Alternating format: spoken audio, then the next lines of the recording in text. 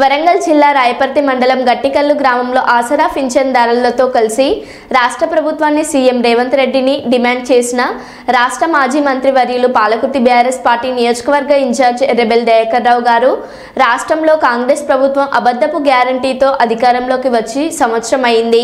ఇప్పటికైనా సీఎం రేవంత్ రెడ్డి స్పందించి 2000 పింఛన్ 4000 రూపాయలకు, వికలాంగులకు 6000 రూపాయలు వచ్చే నెలలోపు ఇవ్వాలి, లేకుంటే పాలకుర్తి నియోజకవర్గంలో ఆసరా పింఛన్దారులతో కలిసి భారీ ఎత్తున ధర్నా కార్యక్రమం చేయవలసి వస్తుంది. అనంతరం ఎక్కడ పింఛన్దారులకు, వృద్ధులకు ఎర్రబెల్లి చారిటబుల్ ట్రస్ట్ ఆధ్వర్యంలో దుప్పట్లు పంపిణీ చేశారు. ఈ కార్యక్రమంలో బీఆర్ఎస్ మండల పార్టీ నాయకులు, స్థానిక నాయకులు తదితరులు పాల్గొన్నారు. కూలి వాళ్ళకు 1000 రూపాయలు ఇస్తాను, అది మోసం చేశాం. నిరుద్యోగ యువకులకు ఇస్తాను, అందరినీ ప్రతి ఒక్కరిని మోసం చేసి ఓట్లు వేయించుకున్నాం.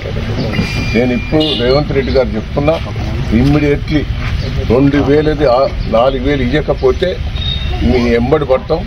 వచ్చే నెల మొత్తం మా పాలకుర్తి నియోజకవర్గంలో వరంగల్ జిల్లాలో మొత్తం కూడా పెన్షన్దారులు ఆ రోజు మొత్తం ధర్నా చేయించే ఏర్పాటు చేస్తాం. ఈ 15 రోజుల్లో పట్టిన 2000 4000 చేయాలి. చేసేదానికి వదిలిపెట్టలేదు. దయచేసి మోసం మాటలు బంద్ చేయి, అబద్ధ మాటలు బంద్ చేయి. ఇప్పటికైనా ఒక ముఖ్యమంత్రి సీటు మీద గెలిచినాం.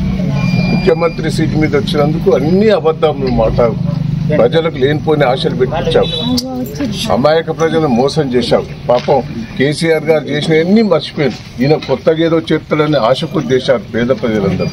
దయచేసి ఇప్పటికైనా బుద్ధి తెచ్చుకొని 2000 4000 చేయాలనేది మా డిమాండ్.